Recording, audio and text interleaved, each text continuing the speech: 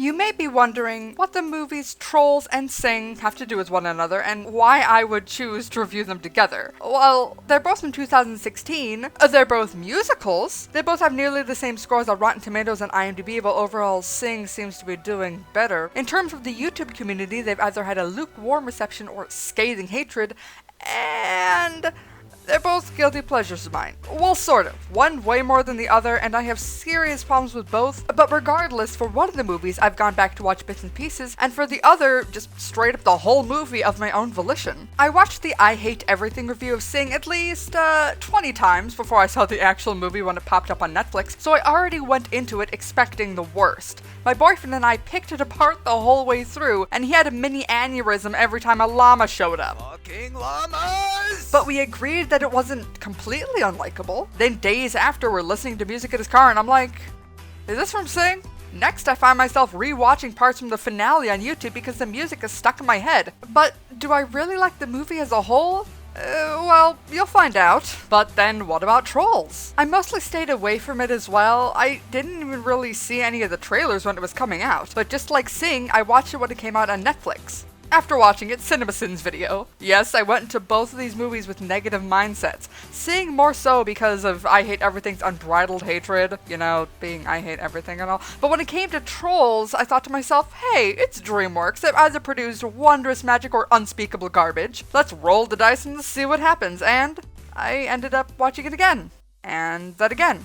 And then a few more times till I eventually saw Sing and decided that this was a ridiculously long and pointless review that I should show to the world. Okay, basic plots, let's go. For Sing, Mr. Moon the Koala owns a theater that his father worked very hard for, but Moon's never had a single hit in his entire career, and the theater is going to be repossessed any day now. Instead of just selling it and finding another path in life that maybe he'd be less of a total failure at, he decides to put together a singing competition as a last-ditch effort to save what his dad worked so hard for. From here, we find a cast of characters that all fit with some sort of general audience demographic, who have to go through their own mini arcs and all come together in the end. In Trolls, all of the titular characters live in a tree in the middle of Bergen Town, where these miserable creatures, aptly named the Bergens, gather around the tree once a year to eat the trolls because apparently they're made of pure dopamine and it makes the Bergens happy, an emotion they allegedly can't feel otherwise. The trolls escape and remain hidden for 20 years until their Princess Poppy holds the biggest, loudest, craziest party ever and tips off the banished chef to their location. From there, it's a journey with Poppy and the perpetually grumpy Branch to save the captive trolls and bring happiness to the Bergens through song and dance. Both are pretty simple, predictable, and easily digestible for children, and sadly, both have serious issues. First of all, there's the glaring issue in Trolls surrounding the Bergentown holiday Trollstice. Most of you probably already know what I'm talking about. If the Bergens love eating trolls so much,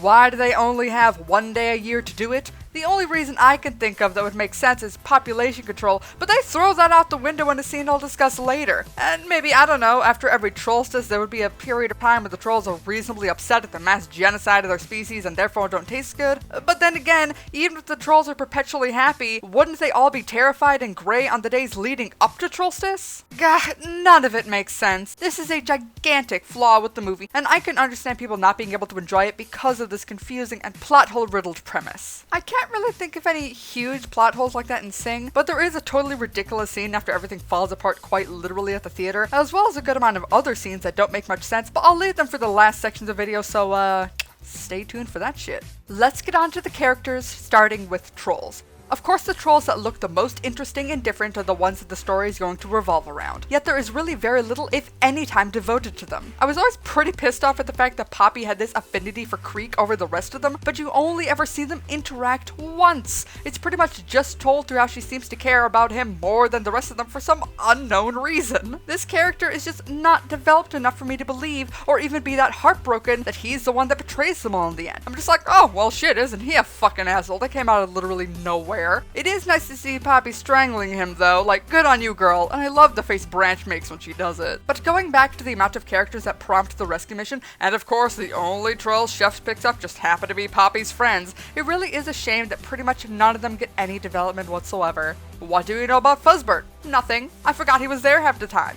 What do we know about Guy Diamond? He can fart, glitter, and auto-tune his own voice. What do we know about Smidge? He's very small, yet has this deep, grating voice and ridiculously strong hair, which I guess is supposed to be funny, and he has an annoying catchphrase. Oh my god. What do we know about the twins Satin and Chenille? They're twins. What do we know about DJ Suki? She's a DJ. What do we know about the quadruped Cooper? He's immature? What do we know about Biggie? He's got some little caterpillar thing that only communicates and squeaks except for one time that they literally just put in for the trailer and no other reason because it disappears just as quickly as it happened. And what do we know about Creek? He's some spiritual asshole who says shit like namaste and Poppy likes him for aforementioned 0 explained reasons. So in the end, the only characters that get any development are Poppy, Branch, and Bridget. You can argue that King Gristle gets some development, but we really don't know much about him either except that I guess he misses his dad who died from unknown circumstances. And even the development with our leads is still lacking. Pretty much all of Branch's dialogue is just about how all these other characters are probably eaten by now. Why did he even bother to come along? Well, you could say because he didn't want to be in his bunker, which is honestly kind of funny that Poppy did that to him. Cheeky little bitch. And also maybe that he could show Poppy that the world isn't all cupcakes and rainbows. But despite all of this, I do really like Poppy and Branch. They have a little bit of chemistry, and yeah, it's not really deep, and the excuse that it's a kiss film is pretty flimsy, but I'm gonna stick to it anyway because there's no other reason for it. In the end, having the focus be mostly on just 2 characters is to me actually preferable to how they did it in Sing. Each character in Sing had their own arc that was explored in about the same amount of time as everybody else. They shoehorned in so many characters just like Trolls, and to their credit, they did go over each of the characters and their struggles, but because of how many there was not enough time devoted to each of them to make a lasting effect on me. In the end, despite how both of these films are flawed in their character development, I actually prefer having these trolls get pretty much no development and just letting them be the catalyst for the adventure, having the focus be on the true main characters, than spreading the story of all the characters from Sing so thin and sometimes pretty needlessly that my feelings towards each of them ends up being at most eliciting an aww or really not caring at all. In Sing, they try to make every character sympathetic, and for the most part they succeed, but Mr. Moon, the main fucking character, is just so terrible. They try to make us feel sorry for him by giving him a sad backstory with his father. They try to make him likable by lifting everybody's spirits and saying, hey, you can just do it if you just sing. But in the meantime, he's cutting off traffic, stealing power and water, and continuing to run from his financial responsibilities. I'm totally with the bank on this. I work for a bank, not a charity. The sheep was fucking right. They should just sell the place. I can't feel any sympathy for a character that is apparently so shit at what he does that he has had nothing but flops in his entire career. Like, dude, you've already disappointed the ghost of your father, I'm sure. Moon's incessant optimism and the willingness to believe that he could do anything is not charming when we've never seen him do anything right. It's just foolish, childish, rude, and even criminal. Poppy is constantly optimistic, but it makes sense. For one, she's a troll that are predisposed to be constantly happy, and to our knowledge, before the big party, she's never done anything wrong. And even after her actions result in tragedy, she at least owns up to it to make it better, instead of what Moon does, which is just literally running from his problems. The only reason everything turns out alright in the end is because it's a kids movie, and this is not a good message to send to kids. You know, it's making a lot more sense that Moon is a koala. There's seriously very little reason for most of the animals to be the specific animals that they are. I mean, Ash has a prickly exterior like an edgy teenage girl, Mike is small, juxtaposing his huge personality, Mina uses her ears to display her shyness, and then Eddie becomes the dryer for her car wash. But the rest, especially Rosita having so many children, maybe if she was a rabbit that would have been kind of funny. But anyway, back to Moon. The only thing that I can see him being a koala for is the fact that he's absolutely useless and a waste of space and not fit to live on this earth. I mean, isn't that a commonly known thing about koalas? They're making themselves go extinct because they make all the wrong survival choices. Anyway, let's get on to those characters, why don't we? So the $100,000 prize draws in a humongous crowd, and only a handful of acts are chosen. And I don't really understand Moon's process of elimination. Let's just go over them one by one. Jumping frog, singing jump, fair enough, move on. Operatic camel, why not? Now to the ones that actually end up in the show. First off, there's Ash, the punk rock porcupine. She's got a lot of power behind her voice. I followed my heart into the fire, got burned, got broken down by desire.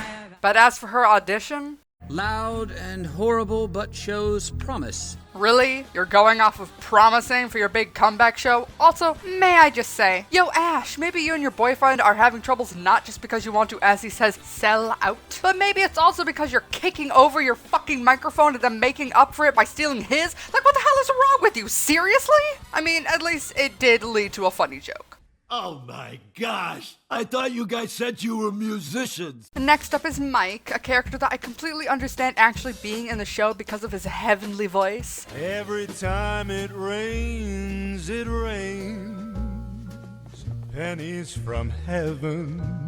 But despite that, he is such an irredeemably hateable character. He practically mugs a baboon, and yeah, I mean, giving him just a penny is pretty much an insult, but seriously, he just fucking mugs the guy and nobody cares. He makes just as many, if not worse, business decisions as Moon does, counting his chickens before they hatch, lying and cheating. He is shallow and rude to every character, and the only parts where I don't want to see him eaten by a bear is when he's singing, and that one moment at the end where he's stunned by Mina's voice. Which, by the way, why is he so amazed when she starts singing all quietly and meekly, and not when she actually starts singing really well? After a bull farts uncontrollably, nearly kills a Wilhelm snail, and Moon decides that there couldn't possibly be any way that Giraffe could just bend his neck down, he puts in Johnny, a serviceably passionate voice.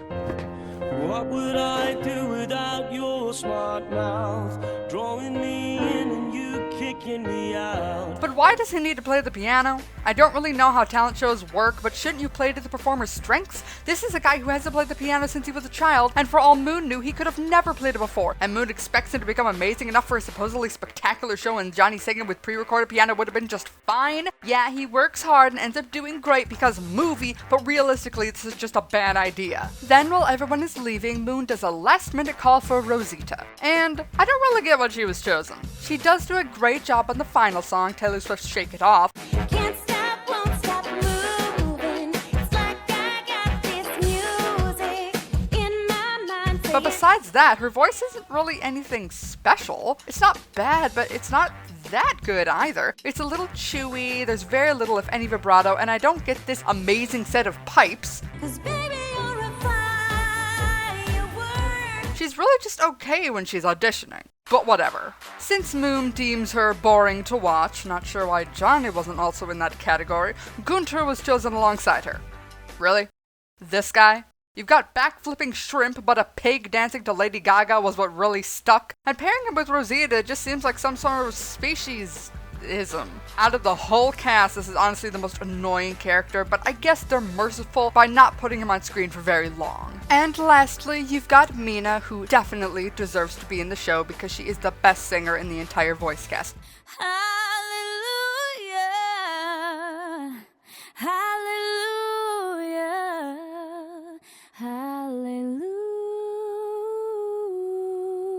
But she never actually gets a real audition. They keep on having these scenes where Moon is trying to get her to come out of her shell and even tells her that she should sing for this old rich broad where they constantly make jokes about her age as she doesn't even look that old, but Moon had never heard her sing before.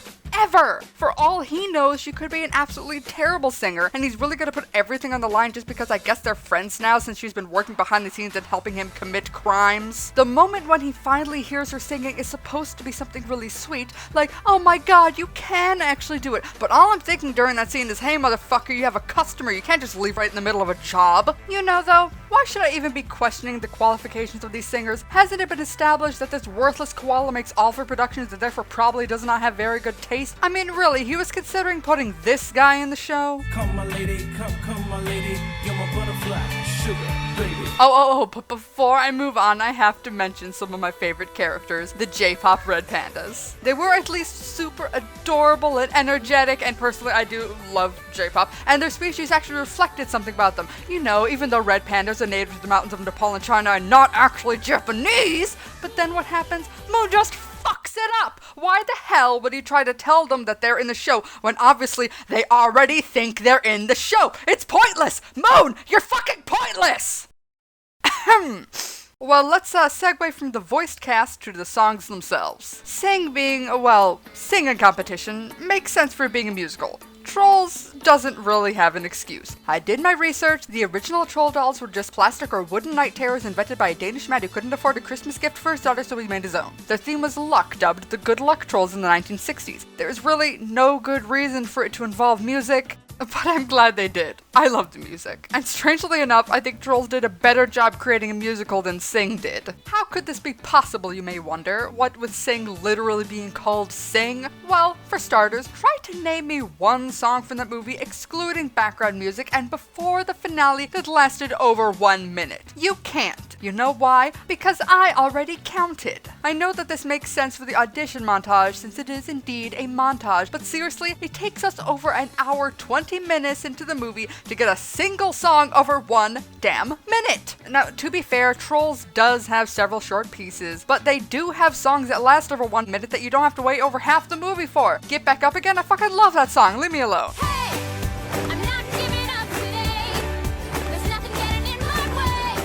And if you knock me over, I will get back up again. Oh, and at least every single song they had, no matter how short it was still thematically appropriate, inviting everybody to the biggest party ever, narrating a journey and building Poppy's happy-go-lucky Cupcakes and Rainbow's personality and ability to fend for herself, expressing the feelings of unrequited love, an ironic joke, literally bringing color back, and a short cheap gag that's pretty pointless and out of nowhere, but at least ends in a good punchline.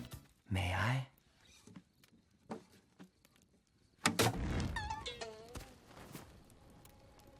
Sing isn't devoid of this kind of theming, especially at the end where each character's song is representative of their story arcs, but as a whole, Sing felt like it wanted to just shove as many recognizable tunes at you because they can't stand the fear of creating something original. I mean, technically they did for Ash, where she claims she wrote the song Set It All Free. I'll give it a pass, I like that one. Now you may be saying, but wait, Trolls also use recognizable music. Yes! They did! When you get down to it, all these criticisms could be said for both Trolls and Sing, but not equally. From what I could gather looking at the soundtracks for both movies, there's one song specifically created for Sing, being Set It All Free from Ash, and now compare that to the 5 original songs created specifically for Trolls. I'm sticking to my guns, Trolls just delivers a better musical experience all around. Now, both movies end in musical numbers, which I know is getting pretty annoying by now, but I mean, Sing at least totally makes sense. If it didn't end in musical numbers, then I would have been pissed off. For Trolls, the musical ending is pretty rushed, but at least the song number is catchy as hell. Got that sunshine in my pocket, got that good soul in my feet. I feel that hot blood in my body when it drops. Ooh.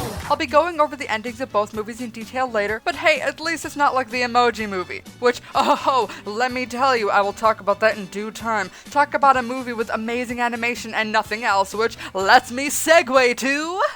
Is it really fair for me to compare the visuals of Illumination against DreamWorks? Probably not, but I'm going to anyway because it is a definite divide and a huge reason why I like one film over the other. Trolls were never nostalgic for me, so I don't really know what people who are think of the new designs, but from my perspective, this is the best possible solution they could have done. They took the idea of the colored hair and just went ham with it, making everything about them super colorful. They redesigned their faces, so no more nightmarish soulless eyes and the weird skin wrinkles. I mean, seriously, what was that supposed to be? Even this weird quadrupedal thing pays homage to the original dolls. Not all of the dolls were humanoid abominations. And going back to the hair, the most remarkably interesting thing the dolls had going for them, besides their horrifically memorable faces, now have an actual practical purpose. The trolls can grow their hair at will, use it to latch onto things, defend themselves, and change the color so that they can blend into their surroundings. In all honesty, that's really clever. It makes the trolls feel more like real creatures with a natural camouflage adaptation. I wish there was even more of them using their hair in interesting ways, but I'll take what I can get. The only real thing I can compare Sing's character design to is, well, real animals. And if I want to compare it to animated animals, the closest thing would be Zootopia. In general, the designs for the characters in Sing are fine, but there are 2 aspects that I have to bring up. 1, the fucking teeth. Why the fuck do so many of them have humanoid teeth? No, scratch that. Not even human teeth. That would require some variance in size and shape. Characters like Mike and Johnny get a pass because of that mouse overbite and sharp gorilla canines, but the rest just get under my skin. And number 2, the eyes. There's a reason why Disney characters have such big eyes. The bigger they are, up to a point, mind you, are more appealing to us on a primordial level because of babies. Since human eyes never grow, a baby's eyes look huge, particularly and most importantly their irises. No matter if you hate all babies and think they're nothing but loud, smelly monstrosities, we are naturally drawn to love and protect them on a subconscious level. You may be wondering, what the fuck is she on about now? I thought we were talking about movies. Yes, we are. Look at the eyes on many of these characters. Regardless of their eye size, their iris to sclera ratio is unbalanced in the wrong way. There is way too much white, making them just look off-putting. Miss Crawley is fucking horrifying satisfying to look at. Now, the characters in Trolls didn't really have big eyes either, but the point is how big the irises are in relation to the rest of the eye. In fact, this is something they fixed, since the original Trolls dolls didn't even have whites to their eyes. You need both, yo! Anyway, enough about the design, let's talk about animation. Sing does not have bad animation. Not at all. Besides maybe some awkward lip syncing, the Illumination animators have talent, there's no doubt. They've got all the elements of good animation down, secondary movement, squash and stretch, good timing. I can read the emotions from the characters' faces and body language, and I don't think enough people appreciate how hard it is to animate a dance in 3D. But you can't beat DreamWorks Illumination. The animation in Trolls is marginally better. For one, it's a lot snappier. I definitely laughed a lot more watching Trolls than Sing, specifically because of how fast some of the animation is. But they're also masters of nuanced emotion. For example, just look at the scene directly after Branch finally opened up and told a story about why he doesn't sing. I'll get to it later, don't you worry. Finally letting his defenses down a bit, and Poppy decides to give him a hug. He immediately puts up his defensive front again, but you can see in just a split second before the rest of the gang decides to join in that he starts to smile. His expression softens, he can't deny to himself that a hug is something he dearly needs, and he can't deny how he feels about Poppy, which is another thing I'll get to later, hold your fucking horses! It's so incredibly subtle, but that's one of the reasons that it works. If he had an obvious smile on his face, it would have felt forced. In the case of someone like me who actually enjoys these characters, I like seeing his defenses slowly being broken down because it's satisfying when it finally happens. Yeah, it only takes a few more scenes before a more full emotional renaissance occurs, but just look at this animation, okay? It's a marvel. The facial expressions really portray their characters better than their dialogue. Although, there is a wrong way to do subtle emotion. Take a shot every time Poppy makes this fucking face. You were just crowned queen, Poppy, maybe have a bit more of a reaction? Okay, let's talk about the environments now. Sing leaves much to be desired in its colors and set pieces. Again, it's not that it's bad, some of these sets have some amazing detail in them, but overall it's just a human world populated by animals. Look, that's just a grocery store. No creativity to it, no different sections for carnivores or herbivores or anything like that. Just a regular human grocery store. Maybe I'm just spoiled by Zootopia, but Sing's environments, for the most part, are just bland. Also, it's an impressive feat of technology to see the camera whipping through the city like that, but it actually becomes a little nauseating at times. They really could have upped their game by just having fun with a world inhabited by animals, but instead they just play it safe. You're probably thinking, it's good enough, I don't see what's to complain about. Well, since this is a double review comparing and contrasting films, may I just direct you to this. For the love of God, look at all the beautiful colors in Trolls. The creativity and variety is something to behold, and the best part is how they master these textures. These textures, are you seeing this shit? Everything looks like arts and crafts, which is something they take advantage of in various storytelling parts. It makes me feel like a kid again putting googly eyes on pom-poms. Poppy's bright yet not too blindingly neon pink and complementary green and blue are pleasant to look at, and I love that the Troll's freckles are like glitter. Branch may be more drab and gray, but that doesn't make it bad. He's supposed to be that way since their colors are tied to their emotion. Just because it's desaturated doesn't mean these colors don't work together. His skin being a more greenish tone rather than pure gray is a visual cue that Branch hasn't completely given up. There is still hope left in him and happiness that is trying to get out. This kind of subtlety is way more interesting than that cliche scene of him looking all sad at Poppy's cards, but let's be real, it would have gone over kids' heads. Now let's talk about reusing assets. I Hate Everything has already gone in detail about the ridiculous amount of model recycling done in Sing, but it's something I have to mention. Trolls does the same thing in a lot of situations, like look at this baby, this is literally just a recolor of Bridget. I can't call out Sing on something that Trolls does just as much, but I will anyway. Trolls got to have fun with it, with so many vibrant color combinations. In Sing, they've got the whole animal kingdom to work with, so obviously already they have the difficult job of creating so many models. This makes it harder to get variety between them, and that is why instead of comparing this to Trolls, I'm going to compare this to Zootopia. Zootopia reused assets as well because of how many characters had to be on screen at the same time, and I can recall at least one time when they actually reused the exact same animation again, but the reason why it works in Zootopia and doesn't in Sing is because in in the latter it is just so in your face. It's understandable to reuse assets in giant crowds like in the ending or the line for the auditions, but look at the red pandas. They are all exactly the same except for the color of their clothing. Exact same eye colors, the same fucking gap in their teeth. Also, these policemen, not a difference between them. And even each one of Rosita's 25 children. The only difference is what clothes they're wearing based on their gender. Why the fuck does she even have 25 kids? Oh man, there were just so many kids to animate, we couldn't give special clothing to all of them. That's not an excuse. I have no good segue to the next segment. The script is 17 pages long, fuck off. When it comes to script writing, I don't think either movie is particularly good. A lot of the dialogue is cliche, predictable, contrived, or is surrounded by so many plot holes and questions that you can't take it seriously. The scripts of course serve their purpose of explaining the story and giving the characters a way to interact, but Sing does have an advantage over Trolls in this department because I have tons of problems with the dialogue used in the latter. Most of Branch's dialogue is him just repeating himself over and over. So where do you think our friends are? If I had to guess, I'd say in a Bergen's stomach. By this time tomorrow, I'll be with all my friends. Oh, I wonder what they're doing right now. Probably being digested. I think him and Poppy have the same conversation about 3 times, just with minor changes. Not that these are entirely devoid of substance, or at least one of them where Poppy brings up a good point about being optimistic. Hey, I know it's not all cupcakes and rainbows, but I'd rather go through life thinking that it mostly is instead of being like you. But then seeing very little change throughout the next couple of scenes feels pretty lazy and doesn't let the story flow. You just kind of have to come to a halt as they repeat themselves. Then there's that poem that Branch instructs Bridget to say, and I have to actually look away from the screen because it makes me literally cringe. It elicits an actual physical and vocal reaction from me in the worst way possible. Just take it off screen! Another good thing that Sing did is have a bit more of a timeless dialogue. Just by the way that the characters speak indicates that the society could be set in any modern time dating back to, let's say, the late 90s. Even the clothing and environments don't necessarily have a date put on them. You see cell phones, but you also see analog clocks and old car models. The songs are what really date the film, even if they do have a couple classics thrown in there. So, good on you, Sing. You've done something better than Trolls, because by God, they commit the worst sin of all script writing for a fantasy film. They use modern day lingo, or at least what was popular back in 2011. YOLO! It's just trying to cater to a young demographic, but utterly fails and just looks desperate. Now let's take a break from what they say and instead how they say it. I've already gone over the music in Sing, but not the speaking voices, which are good.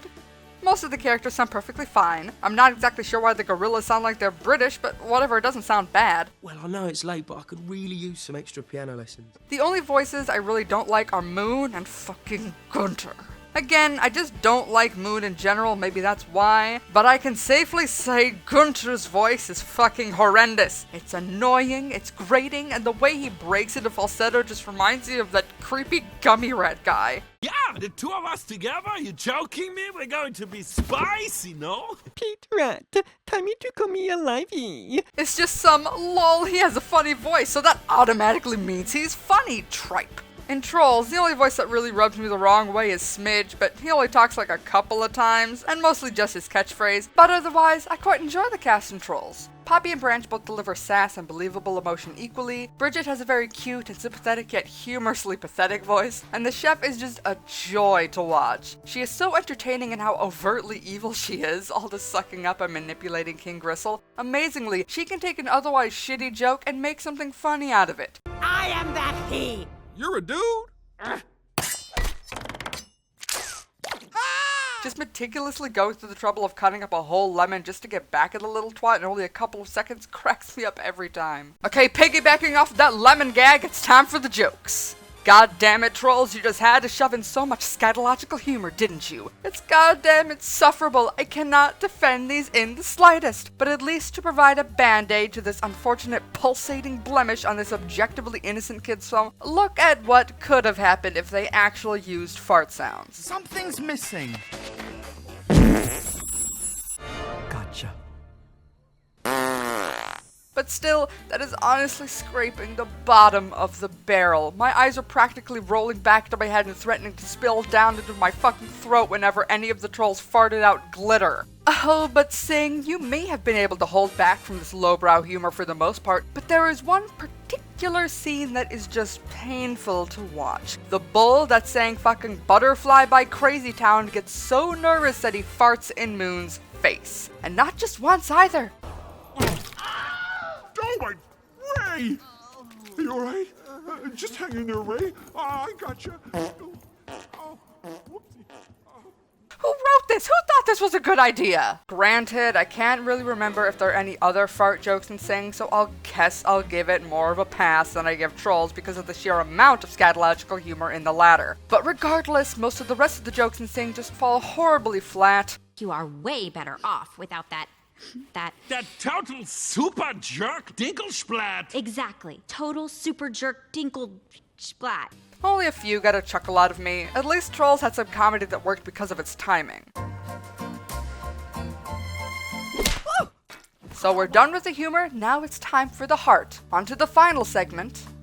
Every piece of creative medium attempts to and should elicit some sort of emotion. Happiness, sadness, anger. Drama is the impetus of emotion, such as tragedy and overcoming adversity, and whether or not an emotional scene succeeds or fails depends on if the reaction is what the movie intended. Let's go over Sing first, because they got to have more choices in how they present their drama because it has so many characters. However, that doesn't mean that they hit every mark. So because Mike is an arrogant fuck who's so sure that he'd win the $100,000 prize, he goes on a spree and ends up gambling with some Russian bears. To add insult to injury, he's a filthy cheater, and thus the bears make their way to the theater to take the prize money Mike claimed was his. And since the bears were stupid enough to violently destroy the chest in the equivalent of a fucking aquarium, the whole theater floods and the building collapses. Of course, no one is harmed because it's a kids film, and even the squids are okay apparently, despite flowing into the sewers of the city where, you know, chlorine is used to cleanse the water and kill any living organisms. But oh no, Moon goes and just happens to immediately find that contrived bucket from his father completely unharmed, and everyone's sad and somber music plays, and it's as by the numbers as you can get. The expressions and animations do portray the emotions of the characters appropriately, I can't fault them on that, but I've got some serious problems with one of the ensuing scenes. Because Moon lived in the desk drawer of his office, he's now residing with a sheep friend in the pool house. Everybody from the show, sans Mike, comes to visit Moon.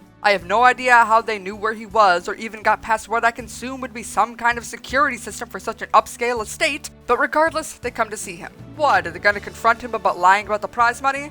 No, they just are making sure he's okay and are not even angry in the slightest, and just want to find a new location to perform the show at despite having no money for props, set design, or theater tech. You know, let's just go over this line by line. Look, I'm sorry about what happened.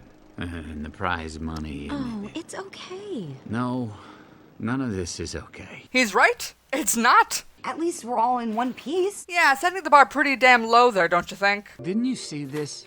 Huh? A deluded, washed-up charlatan who never had a hit in his career. Oh, come on. You don't believe all that. Of course he does, because it's true. He literally did never have a single hit in his entire life. We've already went over this before ad nauseum. That's just a fact, Rosita. I mean, I lost any chance of ever speaking to my dad again over this show. Exactly. So why do you seem so dismissive of it? And the shit with Mina, don't even get me started. Well, you really believe that you're gonna be a singer? Well, yeah, maybe. Well, then you're just as big a fool as I am. Reminder, he has never once heard her sing before. They're trying to manufacture this drama, but it makes no goddamn sense. Okay, so let's backtrack a smidge. What's that whole I mean, I lost any chance of ever speaking to my dad again thing with Johnny? Well, if you've seen the movie, this isn't a shock at all, but if you haven't, his dad is a fucking criminal. Yeah, we've got a Russian bear mafia and a gorilla mafia. I have no idea why they needed to add all of these elements when they don't even overlap. I guess the city just has a lot of organized crime that's never actually addressed properly. Regardless, Johnny is the most interesting character in terms of his backstory because it's dealing with something as serious as your father literally robbing banks. But they totally botch it. Whenever he talks about being upset with his father, it really just boils down to the father expecting too much from him and being a total asshole about it. Too soft on the corners, Johnny. You're not doing it right, Johnny. Speed up, Johnny. And knock the fact that he is a fucking felon. Johnny only directly mentions it once. Dad, I'm sorry. I just don't want to be in your gang. This could have been something really interesting to tackle. I mean, does nobody else find that to be something that needs a little bit more attention? There is a moment where it seems like he's going to try to follow in his father's footsteps and steal the money. I'm like, oh my god, is this really happening? Finally, something interesting. I didn't know the movie had it in itself. But no, it's abandoned after like a couple of seconds, and also really doesn't make much sense. The dad says, how did I end up with a son like you, eh? You're nothing like me. You never were, and you never will be. Isn't that a good thing? May I remind you, Johnny, your dad robs banks. He is literally in prison right now. You really want to be like that? While I'm on the topic of the gorillas, here's where the real, quote, emotion comes in. During the big show at the end, the father ends up seeing him performing on TV in his cell. Is that really a thing? And decides to break out of prison to go see his son and tell him how proud he is. Yeah, the hug is sweet, I guess, but it makes no sense, and therefore I can't get into it. First off, we could assume that the TV has been on for a while, presumably covering the whole show up to this point. And when Johnny is on, his father asks his cellmates to turn it down, signifying that he doesn't even like it. But then when he notices that it's his son, suddenly he's super proud? I thought it was established that he was disowning his son because he wanted to be a singer, and not just because he sees that his son actually does have a nice voice. This changes everything? You know, man, you could have just waited for the inevitable time that your son had a chance to visit you again for you to finally tell him all this, instead of adding God knows how many years onto your sentence for escaping and causing massive property damage. I can't take the emotions of this scene seriously when there's not any good reason that he would be so proud of his son. Even the action scene is just okay, and it totally fucks with Mike's performance. Great. The only good thing about that character, his godlike voice, interrupted by this completely pointless emotional reunion. The rest of the emotions of the finale are perfectly serviceable. Rosita's husband, who up to this point has basically ignored her due to be so caught up in his work, running up and giving her a kiss is intrinsically adorable. I actually quite enjoy seeing Ash coming out wearing the glittery dress, as well as the sunglasses of her ex's new girlfriend, and finally getting a full song showing the glory of Mina's powerhouse talents as she throws her shyness away is nothing that I can complain about. The surge of adrenaline spawned from the objectively great music is the right emotional note to bookend the movie with its obvious happy ending. So, now it's time to talk about Trolls. First off, Branch's backstory. Throughout the whole movie, he refuses to sing and do all the other happy, sappy things that the rest of the Trolls do, because of course he does. Otherwise, he wouldn't be the perfect odd one out that gets to turn around in the end. And what do we find out made him this way? Singing killed my grandma, okay?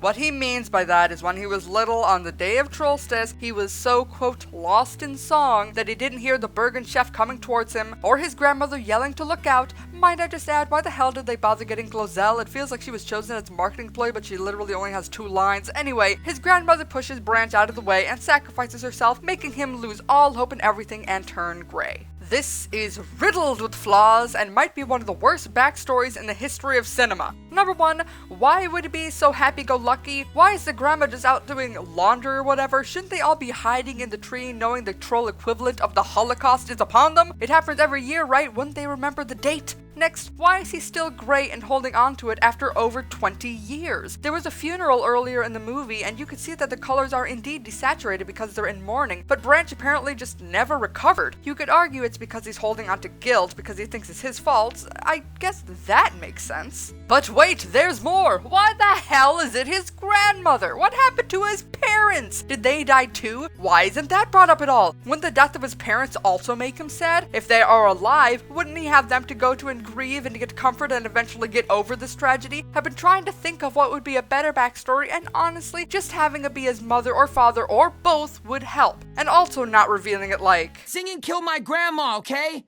I think a better line would have been something like, because the last time I sang my family died. It's not perfect, but it makes more sense than singing killed my grandma. And while I really like Timberlake's voice acting in this movie, that line delivery felt very forced. Just kind of the same tone as, oh, I don't want to clean my room, Mom. Just a tinge more emotion, maybe glassy eyes and a furrowed brow could make it feel more dramatic and heartfelt. Some vulnerability would have been nice, you know, breaking his facade a little bit and showing the heartbreak of losing a loved one. But no, he just snaps angrily, which is nothing new to his character. Even though the backstory is pretty stupid, they could have made it work better with a better delivery. Also, they used their comedic relief way too quickly. I mean, Branch hadn't even started telling the story before they decided to whip out a joke. My uncle broke his neck tap dancing once. But to make up for that, I think they pull off a different emotional scene so well that I don't even care about all the plot holes surrounding it. You may be thinking, but wait, a minute ago when you were talking about the father-son reunion at the end of Sing, you said even though it was sweet, it didn't make sense and therefore you couldn't get into it. How could something in Trolls with so many logical flaws still be effective for me? Because the scene does everything else perfectly! The one I'm referring to is when every single troll has been captured thanks to Creek's help and is thrown into the pot waiting to be cooked. Why Creek wasn't also added in there, I'll never know. First, we need to go over the lemons before we get to the lemonade, so let's get the problems out of the way first. Why the fuck is Chef putting every single troll in there? If you don't have some that can reproduce, you'll run out of your supplies after literally one dinner. This is why you plan ahead! And I know that Branch sings to cheer Poppy up, but how is that enough to make everybody happy again and forget the fact that they're all about to face horrible deaths? Chopped up, boiled, fried, whatever's gonna happen that dissolved in stomach acid? I don't think you quite understand how disturbing the thought of being eaten actually is. Getting a little too caught up in the moment, are we? And do they have a plan?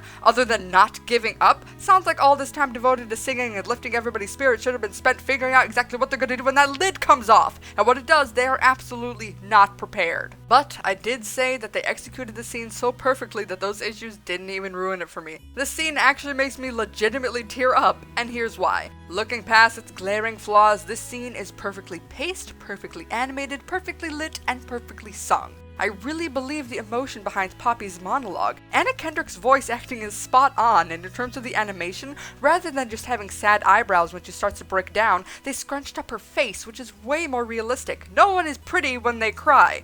And then Poppy finally gives Branch what he's wanted this whole time. You were right, Branch. The world isn't all cupcakes and rainbows.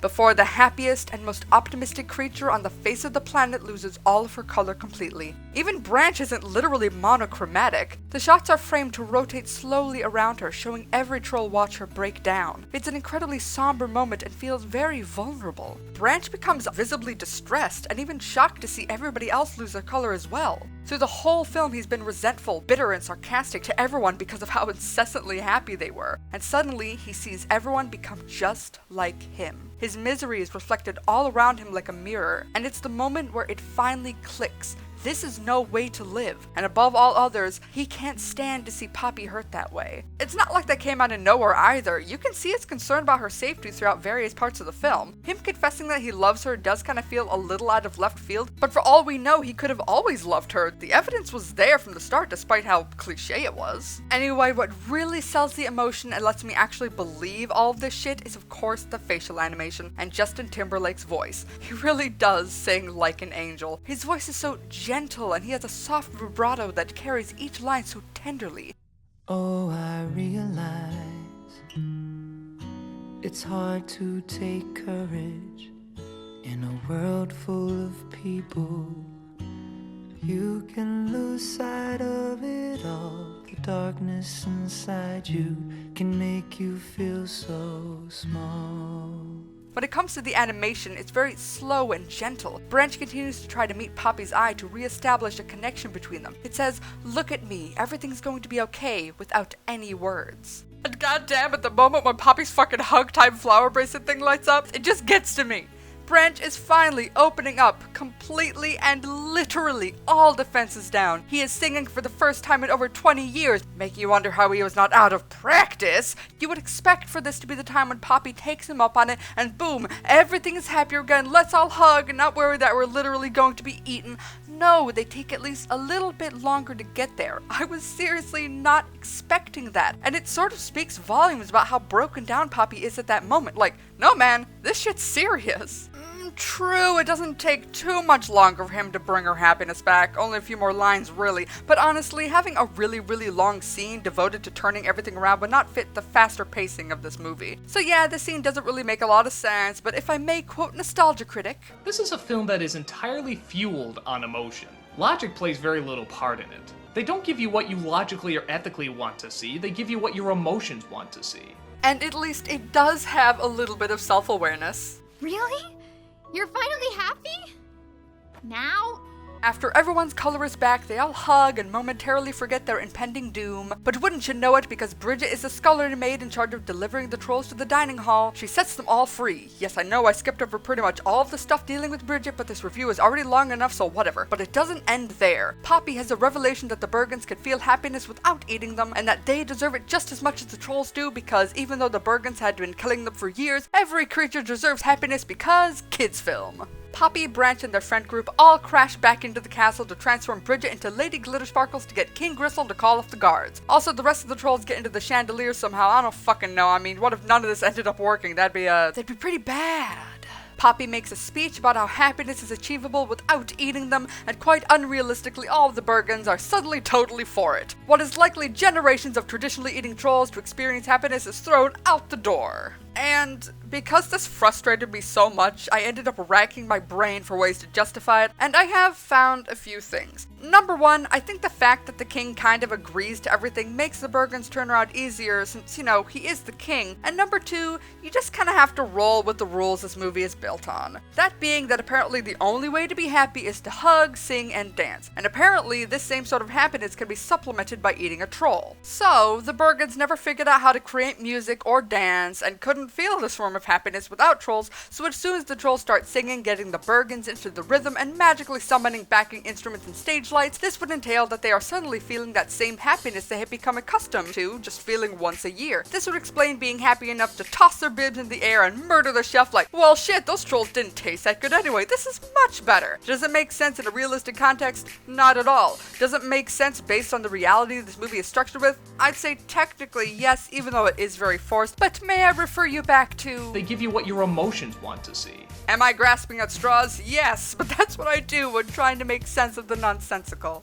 And these movies are sure filled with a lot of nonsense, but at the same time, they're also filled with a lot of merits. Good music, lovely visuals, a fitting voice cast, and some jokes that work. We have to remember just how many elements movies are made of. Plot holes don't erase beautiful colors. Shitty jokes can't take away a magnificent song number. Can the bad overshadow the good? Absolutely, and that's why we have to judge movies as a whole, rather than basing our opinions on singular aspects. But it's still important to look at those details. If I hadn't gone through these movies and picked them apart piece by piece, I wouldn't have given them the time to truly see the good that both can offer. As a final verdict, it's pretty clear by now that I enjoyed Trolls way more than Sing. But would I still recommend either of them? Well, based on this review, you can probably judge for yourself whether or not they'd be your cup of tea. If you don't mind plot holes and just want to be sucked into amazing visuals and catchy tunes, Trolls isn't a bad watch. If you enjoy a lighthearted, simple story following characters that you're probably going to identify with at least one of, as well as many more catchy tunes, Sing isn't bad either. My throat hurts like fuck recording all of this audio, so I'm just gonna end the review here. Leave a like if you want to help me justify wasting a month of my life on this video, and subscribe if you want to see more. See you next time.